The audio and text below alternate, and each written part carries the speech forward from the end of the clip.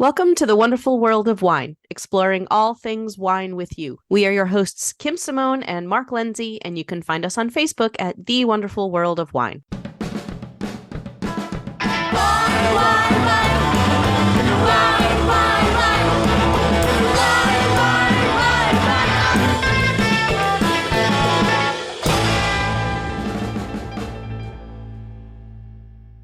Hello, everyone, and Happy New Year. Welcome to the wonderful world of wine. We are starting a new year with each other as we continue to talk about trending topics in the wine world. Happy New Year, Mark. You too, Kim. Can you believe it? I know. 2024. I can't believe Wow, holidays went time's fast. really flying. Everything went so quick, but we're back for our first show of the new year. So exciting. Yeah, and the way that we usually kick off the new year, if you are a new listener, is we like to talk about either trending topics that are kind of top of mind right now or kind of a review of the year before. So I think we're going to talk about kind of what are the trending topics as far as purchasing wine. Yeah. For how it went last year and maybe some speculation on how it's going to go this year. Yeah, trends we've been seeing at the end of last year and starting this year, and we're going to talk about it, let the listeners know what we've seen or seeing, and all things wine. Let's see what happens. Right.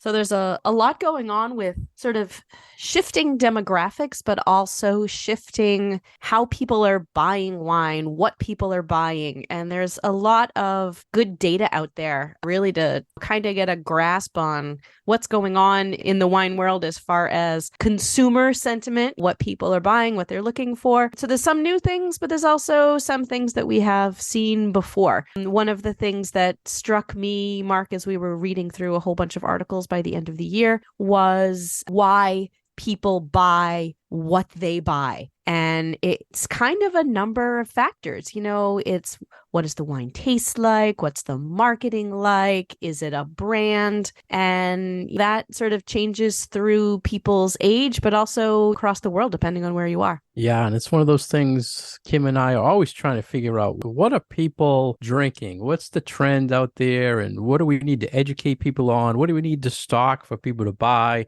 And it's a battle all the time. Mm-hmm. We don't know what the heck is going on. You hear these stories, but you might not see what's going on. But I think the first one we're going to start with, Kim, was that people buy based on what the wine looks like. Is that correct? Yeah, the label. Okay. The label, which you know, we're absolutely big label no fans. Surprise. Yeah.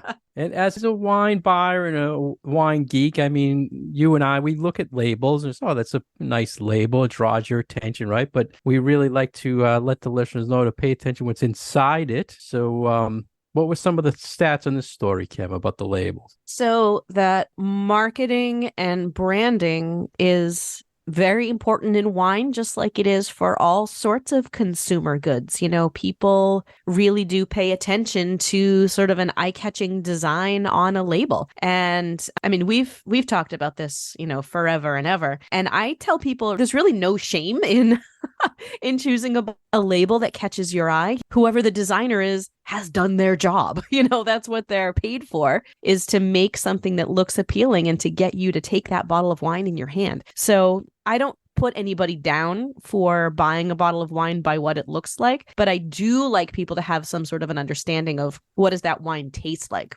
because I feel like from all of our own personal anecdotes, but also things that we read in the press and that we read about how consumers feel about a particular wine, really the taste of the wine is what it comes down to. So I think if we can do that combination of it's a great looking bottle, it's a great looking label, but people have tried it, have liked it, and want to come back for more, then that's kind of a winning formula there. Yeah, I don't think many people have told me buy this wine because the label is so cool or it looks cool. But that seems to be, 85% of the 1,800 I don't know, that 19 crimes surveyed. thing was all about the label. Yeah, I mean, that started the whole reality thing of labels. But 85% of the people in this survey picked wines based on the label, which that's a high amount. It said in the article, they base that on a well-designed label, Kim. So I'm wondering, what is a well-designed label? What does that mean to a consumer? Yeah, that's a good question. It probably varies depending on the wine and consumers' expectations. of what's in the wine. See an awful lot of more modern wines kind of have more modern labels, more traditional wines stick to more traditional labels if they're from, more traditional heritage areas. So I think there's a lot of flexibility on the wine label for what a customer is looking for. And we talked in the past, there was a stat out there saying labels that have Chateau pictures on them sell a lot because people like seeing the Chateau picture on the label. Yeah, that romance of the label, right? Yeah, and we've seen a lot of studies where certain colors draw people's attention to the label and they market by that. So I'm sure the big brands love this type of survey and market or change marketing based on this, right? They say, it's like market research for them, right? Yeah, people want catchy labels. I've seen it, the old trends where they say, well, animals on a label, it all started with yellowtail, then dogs were going on the labels. People were buying because there was a dog on the label. So I just think it's a trend that keeps going. I'm just so shocked at the number. And I just think surveys like this are just going to keep supporting big guys for branding and future marketing studies. So where do you want to go next? Let's talk about a VinePair article that was talking about wine labels and saying, Kim, a way to have a little party with people is to have dramatic readings of the wine labels when you're drinking the wine. So this was so much fun. I figured you'd like this. You like these type of ideas. You always have I should have brought a bottle with me to demonstrate a dramatic reading. I totally read it wrong when I saw the title, but why don't you explain to the listeners what the VinePair was saying you should do? So it's just poking a little bit of fun about the language on a wine label, be it the front of the label or the back of the label, because you get all kinds. You get the flowery language that just talks about kind of this myth of where this wine is made, and it's a small town, and we walk to work every day, kind of thing. It doesn't actually tell you what the wine tastes like, but it conjures up a picture of where you might want your wine to have come from, to other wines that are just technical data. And I mean, you can certainly read technical data in a humorous way. And then there was one whole thing about reading all the health warnings. Yeah.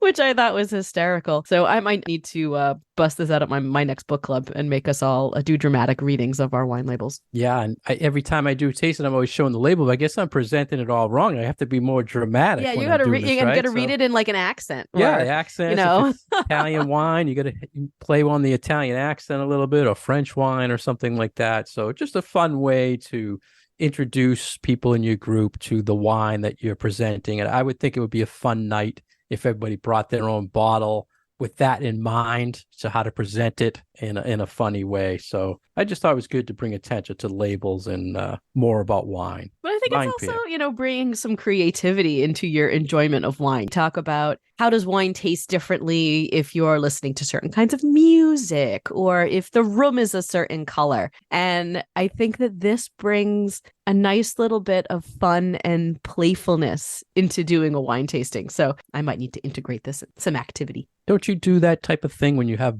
like book club? Like when you do we dramatically read the books? Yeah, I mean, you in a way, aren't you doing that with the books? Similar.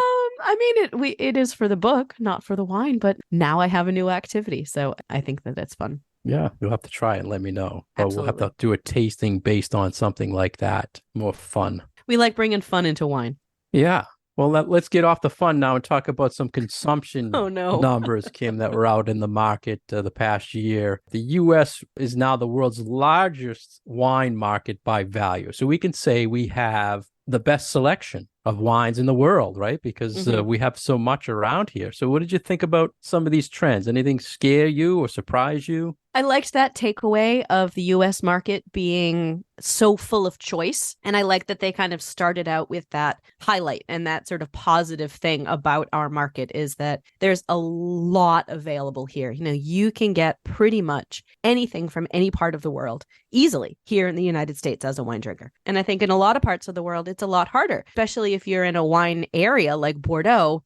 you don't have the selection of things from all over the place that we do here. So that's a positive thing. There's been a lot of talk about how the price per bottle that people are purchasing is going up, and that different age groups are starting to purchase wine either in a different way or are moving to other beverages. So I think that that has sort of been the trend of 2023 that we have seen the most, is this concept that wine drinkers are maybe drinking better wine, but drinking less wine, but that also alcohol consumers are moving more towards spirits and ready to drink cocktail items and away from wine. So that's kind of the big takeaway from a lot of the things we've been reading. Yeah, we've been seeing that for a while, where younger people are into the RTDs or the craft beers, so they're not into the wine scene. So wine sales in general are flat. But like you said, Kim, they say people are buying better wines, more expensive wines.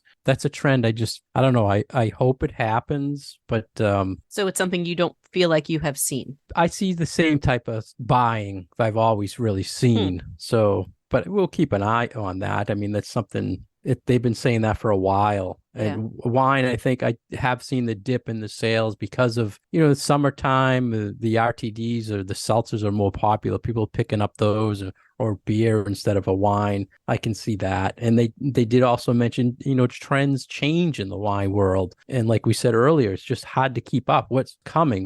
What is hot right now? What are we going to keep an eye on? And that's the whole thing in the wine world, is where are we going? And we just keep trying to figure it out. And it's hard to predict. It's very hard to predict. Yeah. We'd be rich. We'd be really rich if we could predict what the next trend would be. And they're saying they're going to try to market more to the young drinkers to bring them back. And I'm not sure that's a good thing for wine, because I think they're going to do more social media, like influencing to get the young people back, or come up with some wine label brand to bring them back. And it doesn't really bring much attention to quality wine. But you need to start somewhere. Yeah. And I forget which of the articles we read as part of our research for this, but there was one that mentioned that you can't start somebody on a dry wine. You need to start somebody who've never had wine or never had any alcoholic beverage at all on something that has some sweetness to it, which I think is why those ready to drink things are so popular too, is with new drinkers. When you have something that has some sweetness to it, it's much more palatable than if you were throwing somebody a dirty martini for the very first time. Right. And I think that wine needs to take a lesson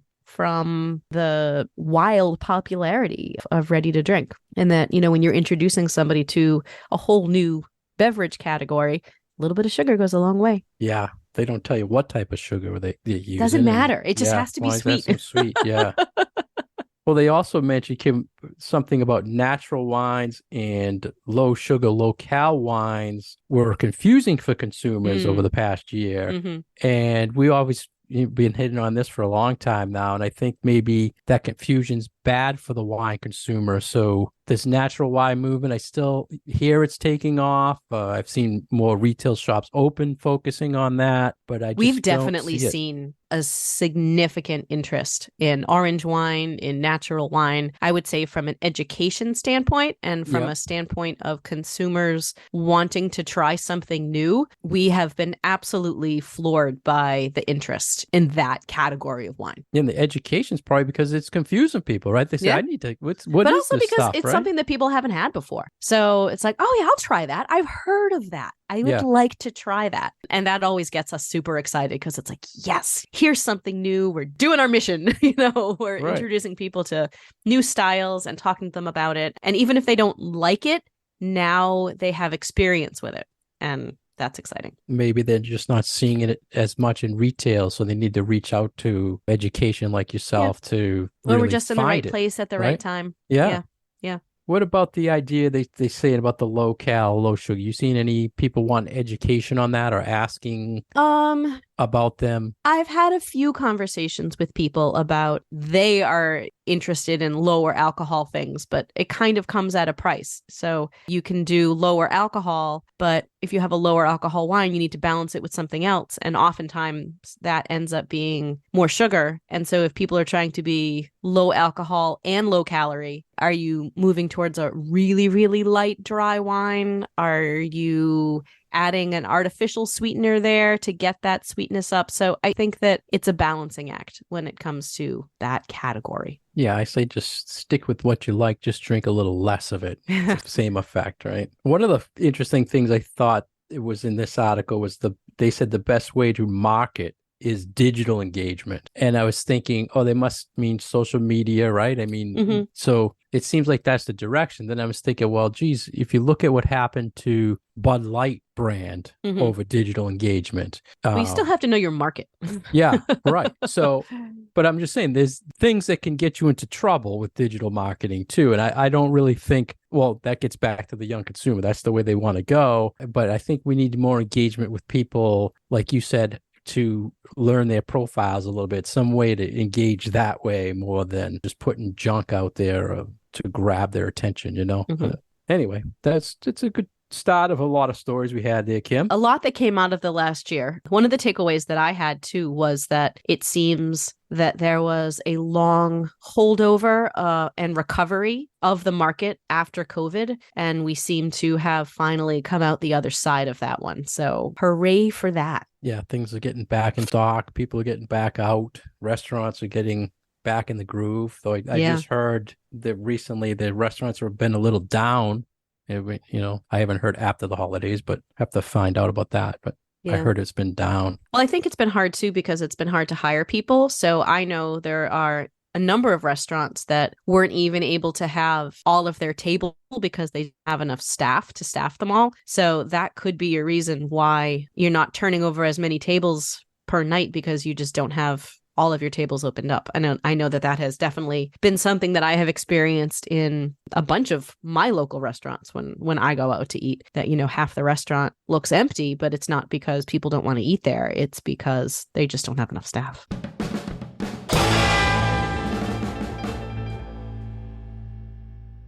You're listening to The Wonderful World of Wine, and we are your hosts, Mark Lindsay and Kim Simone, exploring all things wine with you. For more information about Kim, you can go to her website at commonwealthwineschool.com. For more information about myself, you can go to franklinliquors.com. Our program is supported by Franklin Public Radio. You can find our past episodes on SoundCloud and iTunes, and you can reach us on Facebook at The Wonderful World of Wine. We run all the articles we talk about on there and a lot of other things. So we're catching up with things we saw the end of last year and trends that are coming up this year. And Kim, there was an Australian study I saw, and it had an interesting little quote in there, or some stats saying the US and Australia buy wine based on price, but Italians buy based on food pairings. Yeah, I loved this actually. This one little study, but gives you such cultural insight into how people in different countries buy wine. I actually thought that this was quite fascinating. Yeah, interesting. And all countries buy based on recommendations by someone else that they trust. And taste. And taste. Everybody bought on. If it was something that they had had before and they had liked it, then they were very much more likely to purchase it again. That's great. I think that is a great I know. stat. I love hearing that. And buying based on a brand was the fifth most important thing. For Americans, right? For Americans. Yeah. I like that. That's a very American thing. We always talk people go to the big brands, but I guess they really don't if it's down on the list, right? Fifth as opposed to first, right? That's a good point. And one of the things I thought was interesting too, Kim, was that they said buying based on environmental factors was much less on people's minds. So when we talk about sustainability, maybe or even organics or something like that, it's not really top on people's lists when they're buying. For this study or focus. Right. And then we've seen other ones that say, you know, depending on what the generation is, that actually has a big impact. So right. I think I think that one is one that we need to keep our eye on. Yeah. And again, starting the year off telling people, you know, we see one thing one way and then someone else reports the other way. Of course, the Australians are trying to get rid of some wine. So, you know, they need to put out all the good stuff they can. That's right. Here, buy our wine. Yeah. So what next, Kim? I think that was all on that Australian thing I thought was interesting. There was one about the world has this glut of wine, Kim, and we saw a lot of this the end of the year. What was your thoughts on that? Yeah, this one is always one that I think is something that pops up from time to time. This idea of there's too much wine, or then there's suddenly not enough wine, and I don't know. I always am a little wary of any of these reports saying that there's an overabundance of wine in certain areas of the world. I don't know. I Something always seems not sketchy, but like I like that I'm not understanding the information the appropriate way. I don't know. What are your thoughts? Well, I mean, they're saying there's more wine and more choices than ever before. And even with the bad climate, there's a lot of wine out there. They're saying, well, actually, we saw, I want to say, 2 or 3 stories at the end of the year. Australia was sitting on millions of cases of wine they couldn't get rid of. France was destroying millions of gallons of wine because they had too much of it. I think at times, because if it makes sense if they're saying the trend in buying is been low, right? I mean, it's flat, so that would mean people are still producing. We're getting more countries that are producing. In the United States, we have more states that are producing it. Technology is making it easier if you have a bad vintage to keep the wine going, right? Yeah. So I can see where we're going to reach a point where there's too much. There's just too much. But I almost feel like this topic, every year we get there's too much wine, there's too much wine, there's too much wine. And I feel like I've heard it for so many years that it's like the boy who cried wolf now for me. It's okay, yeah, fine, there's too much wine. I get it. They did mention that some of the surplus from the US used to go to China and Russia, but not anymore because China has very low demand and, Russia because of Ukraine. I would think that's going to lead to more brands being developed, more maybe second label resources coming about to move that wine. Move it. Yeah. And it might be a good thing in that it would be a little better quality going into those private labels or second labels because these people have too much wine and they want to get rid of it. It could be a good thing. But like you said, we don't know true or not. It might be a good thing for the wine world, might be a bad thing, like everything else we talk about, Kim. So let's talk now an article we saw about expert tip in choosing the perfect wine. And I think they gave like 10 tips. A lot of them we always push on this show. And the first, they were saying you to understand your preferences. So to build up your palate, know what you like. It helps you find the perfect wine. Yeah, that's always my number one for people is know what you like, but also know what you don't like. And just have some basic words to be able to describe either your preference or know a couple of wines that you've had in the past that you've liked so that you can talk to a wine professional about what those wines were. And then they can hopefully point you in the right direction of something else that you're going to like. So always a lot of good tips out there as far as choosing wine based on just that little bit of knowledge that you have about your personal preference. I liked the second one on this list, which is from stylrave.com, by the way. And it was consider the occasion.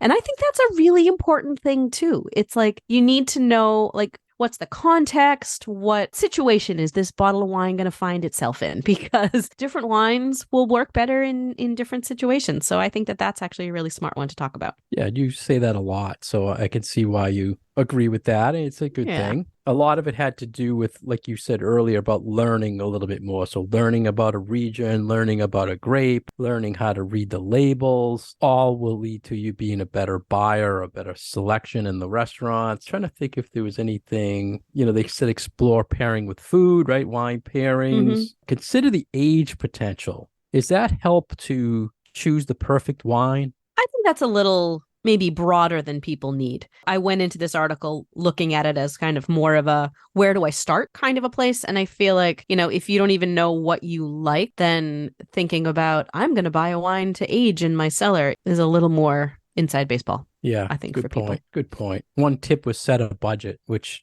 I think is a good thing. That's a smart one. That's something that anytime someone asks when they're looking for a wine, I'll give them, what price point do you want to be in? And I try to always have things at different price points so people have an option. And this can be a real hard one for people because people sometimes don't want to admit that they maybe don't have the budget to spend a little bit more money than they want to. So, and it can be a hard conversation to have with someone. So just, I would say as a recommendation for folks on the consumer side, be honest. If you know you don't want to spend more than $10 a bottle, $12 a bottle, be upfront with that. But then also as a little advice to people who are selling wine, don't make people feel bad if they have a budget that might be a little bit lower than you would like to get them to, because there are good things out there in every price point, in a bunch of different styles. I mean, you're not going to find a good big Napa Cab at $10, but you might find something else from another part of the world that you'll be perfectly happy with. So I think that there is, advice on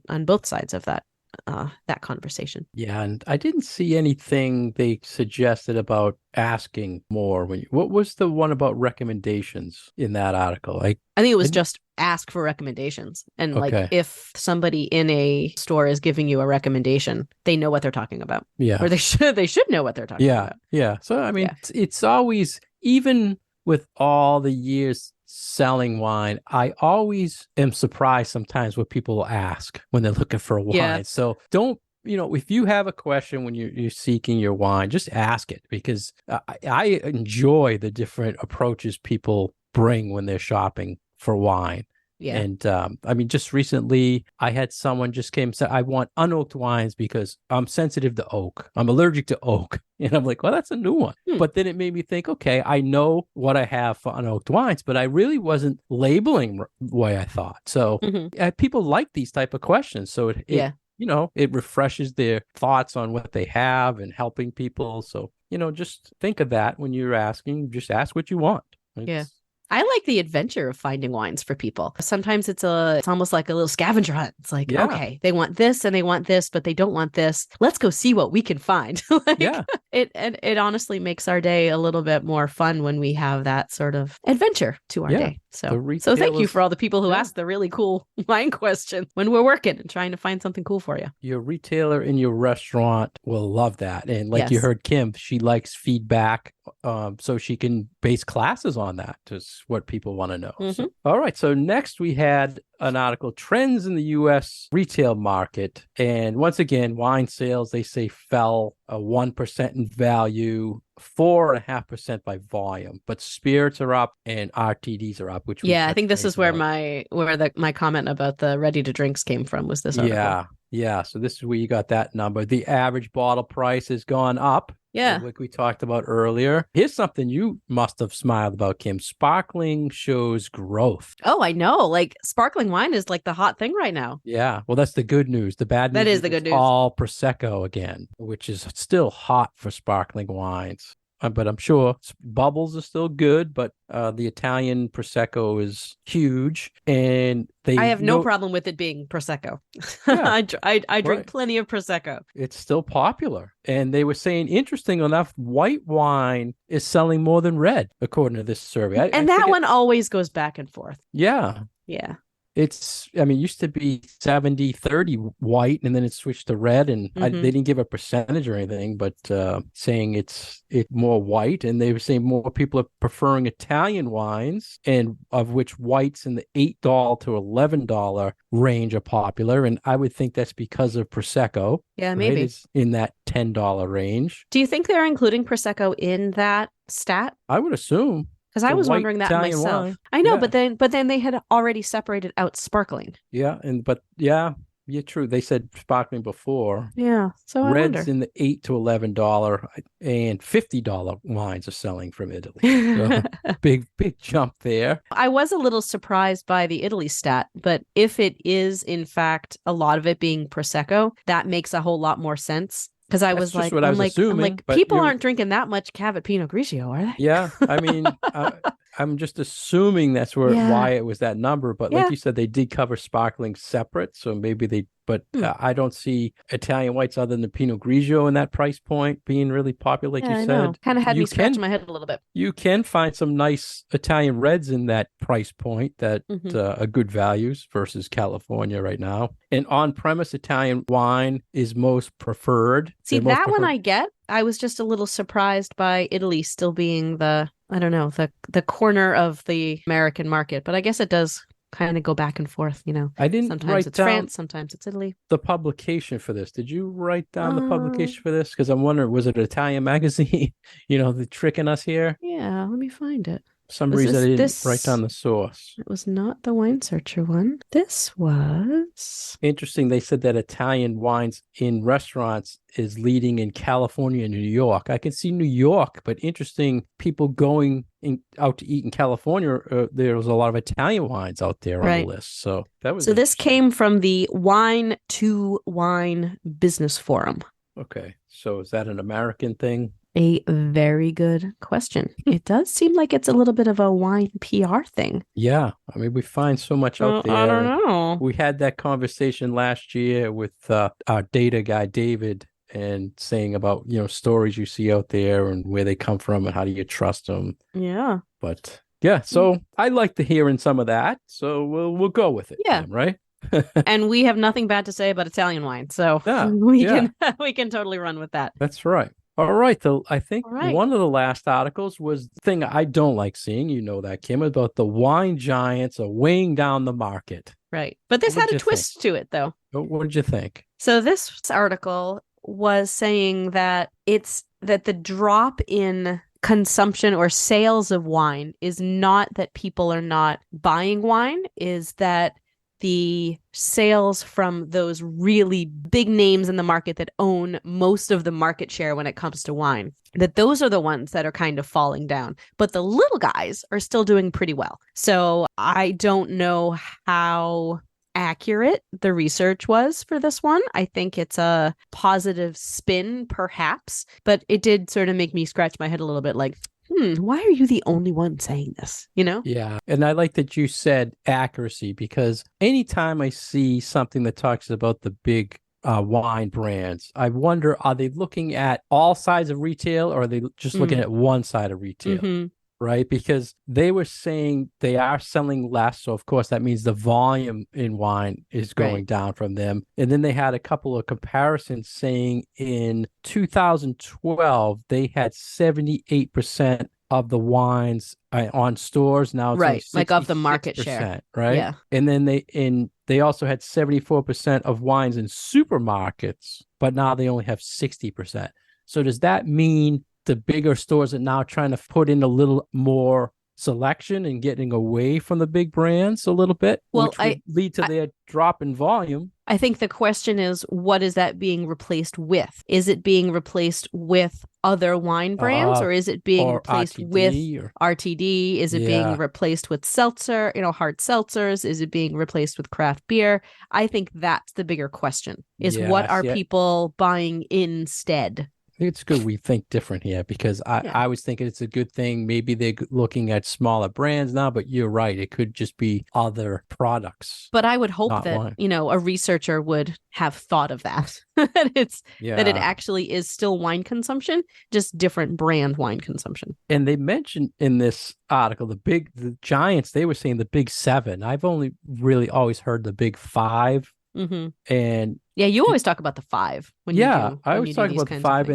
and they were saying considered Bronco wines in there. And I mean, to me, it's just Gallo Constellation Wine Group, but they also mentioned Trinchero, Delicato, Treasury, and Bronco. So I can see that too. I mean, guys. they have pretty big market share as well. Yeah. So I think with the Bronco thing, they still have Trader Joe's, right? I believe so. Yeah. I always get mixed up because Franzia sold. I know. I get confused too. All these things. And then to end the year, last year, Gallo just bought Brombauer. So they're trying to buy some of the bigger independent brands to beef up their portfolio. So it's kind of scary in a way, but I don't know, just another thing going on the wine. So I think that was it for the articles to start the year, Kim. We kind of updated the listeners what's going on here, right? We have a lot of interesting interviews scheduled in 2024, so I hope the listeners will stay tuned. We're bringing guests on all the time now, and we'll always keep up with the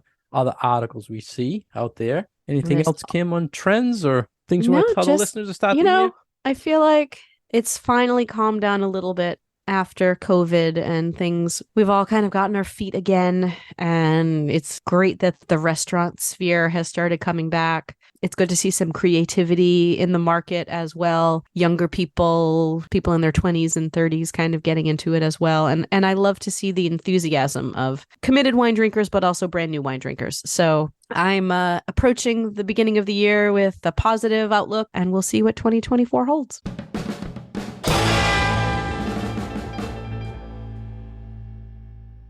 Thank you for listening to us today on The Wonderful World of Wine. We have been your hosts, Mark Lindsay and Kim Simone. We are supported by Franklin Public Radio. You can find us on Facebook at The Wonderful World of Wine, and our past episodes are on SoundCloud and iTunes.